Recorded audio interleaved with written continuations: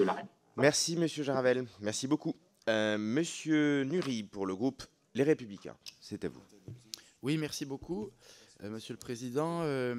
Dans les préconisations qui ont été aujourd'hui déclinées, il y avait l'augmentation du biométhane pour arriver à ce que la France, finalement, puisse retrouver une certaine souveraineté énergétique. Par rapport à ce biométhane, j'avais plusieurs questions. D'abord, dans un département comme l'Orne, qui est un département très agricole, en fait, on voit fleurir un certain nombre de méthaniseurs dans nos campagnes. Et la question qui se pose, c'est est-ce qu'on est vraiment sur une énergie qui est aujourd'hui fortement décarbonée quand on voit finalement les déplacements que nécessitent ces méthaniseurs sur les territoires, que ce soit d'ailleurs pour ramener les matières, mais également pour ramener le digestat sur les terres, quand on voit également qu'il faut cultiver les terres pour cela avec des tracteurs qui eux-mêmes génèrent du CO2, est-ce que finalement il y a eu un calcul très précis pour voir si on était sur une énergie bas carbone comme on nous l'indique? Le deuxième point, toujours sur le biométhane, c'est qu'aujourd'hui, on a un vrai sujet avec l'augmentation des coûts de l'électricité par rapport à ces unités. C'est-à-dire qu'on est à la veille certainement de rupture, ou en tout cas d'un modèle économique qui ne tient plus, puisqu'on a des coûts d'électricité qui sont multipliés par 5 à 8 et qui menacent l'équilibre économique de ces méthaniseurs, puisqu'en fait, pour faire tourner un méthaniseur, il faut de l'électricité pour les mélangeurs, et que les prix d'achat étant bloqués, en fait, on a un fort risque dans les jours et les semaines qui viennent pour que toute cette production soit à l'arrêt, parce qu'en fait, le modèle économique ne tient plus. Donc, je pense qu'il y a quelque chose à imaginer. En tout cas, je veux bien votre avis là-dessus. Et puis, troisième point, on est aujourd'hui sur des méthaniseurs dans le milieu agricole qui sont un peu sous-exploités, parce qu'en fait, ils ont des capacités de réinjection du méthane dans le réseau qui a été arrêté et qui finalement sur lequel on ne peut pas aller au-delà. Alors que très souvent, ces méthaniseurs pourraient produire plus si on leur donnait l'autorisation. Et donc contractuellement, ils ne peuvent pas le faire. Donc est-ce qu'il ne faudrait pas imaginer d'avoir un système un peu plus souple, puisque vous nous dites qu'il faut absolument encourager cette énergie pour arriver à débloquer et faire en sorte que ceux qui existent déjà puissent produire plus pour alimenter finalement les Françaises et les Français? Monsieur Kohlberg. Merci. C'est bon. Merci.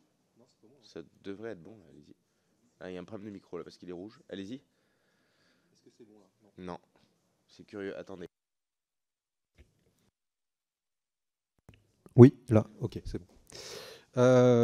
Merci pour votre question. Sur la troisième, je vais répondre vite. La réponse est oui.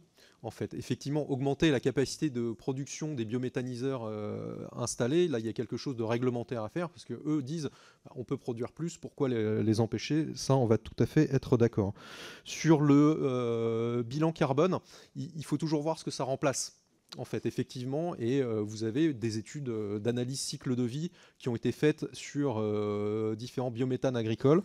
Et là-dessus, pour répondre à votre point sur les cultures dédiées, bien évidemment, quand vous utilisez des déchets agricoles, c'est beaucoup plus décarboné que quand vous avez des cultures dédiées.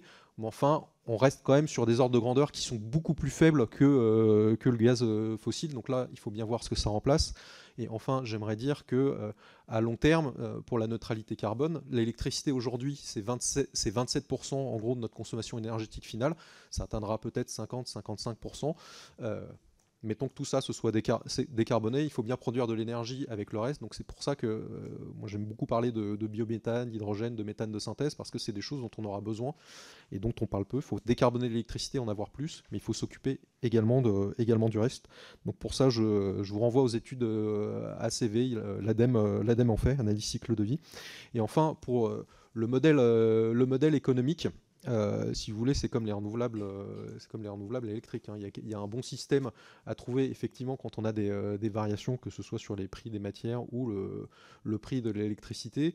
Pour certains méthaniseurs, il me semble qu'il y a des contrats qui fixent le prix pour une certaine quantité produite et qui, quand on va au-delà, permet de vendre sur les marchés, ce qui est avantageux en ce moment et ce qui permet de compenser une partie des prix de l'électricité. En tout cas en partie.